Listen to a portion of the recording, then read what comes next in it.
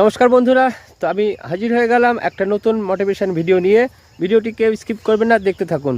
তো আজকের আলোচনা করব যে আমরা খুব অল্প সময়ে অনেক মানুষকে বিশ্বাস করে নিই, তাই কি না?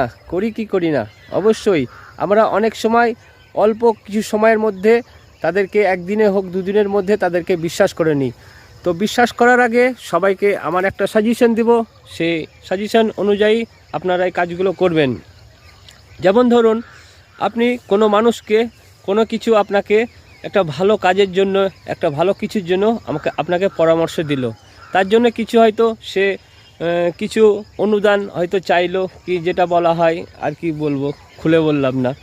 তো যাই হোক, সেটা হয়তো দিতেও হতে পারে, কি হয়, প্রত্যেক মানুষ, অনেক মানুষকেই দিতে হয়। তো সবাইকে বলবো যে অল্প সময় যখন তাকে বিশ্বাস করে নিচ্ছেন যে আমার একটা ভালো কাজের জন্য সে আমাকে হাত বাড়াচ্ছে, তার জন্য কিছু বিনিময়ে কিছু মূল্য ওকে দিতে হবে, সবই ঠিক আছে। তো আপনাকে বলবো যে আপনি যদি সে কাজটা সম্পূর্ণ আপনাকে হাতে তুলে দেয়, যে আমি আপনাকে এই কাজটা দিলাম, তার জন্য কিছু মূল্য দিতে হবে, অবশ্যই দেবেন না কেন? এরকম অনেকেই দিচ্ছে, এইভাবেই চলছে দুনিয়া।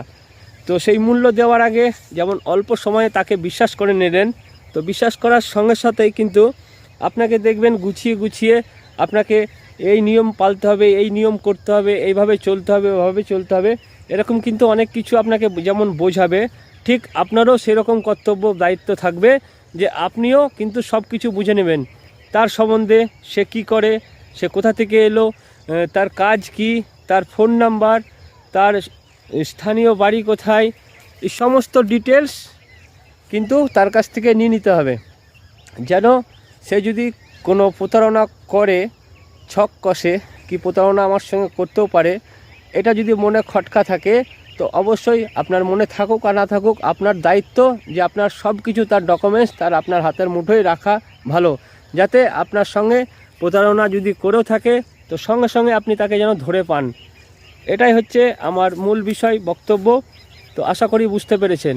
তো আমরা কি করি, আমরা যে ভুলটা করি, বিশ্বাস তো করেই নিই, তারপরে তার সম্বন্ধে না ভালো করে জানি, না বাড়ি কোথায়, না ওনার কাজ কি, উনি কি করতে পারেন, এই সমস্ত কিন্তু আমরা জানি না, কি আমরা জানার চেষ্টা করি না। হয়তো সেই সময় প্রলোভনে পড়ে যায়, তাদের চক্রে পড়ে যাওয়ার ফলে যে আমাদের জ্ঞান বুদ্ধিটা একটু অন্যরকম হয়ে যায়। আমরা সঙ্গে সঙ্গে ভেবে নিই সেই লোকটা আমার জন্যে সত্যি হেল্পফুল হতে পারে, যার জন্য আমাকে এত সুন্দর সুন্দর কথা বলছে। কিন্তু সুন্দর কথা বলেও যদি সে আপনাকে কাজটা দেয় তো খুব ভালো, কিন্তু আপনার দায়িত্ব থাকবে যতক্ষণ কাজ না পাচ্ছেন আপনার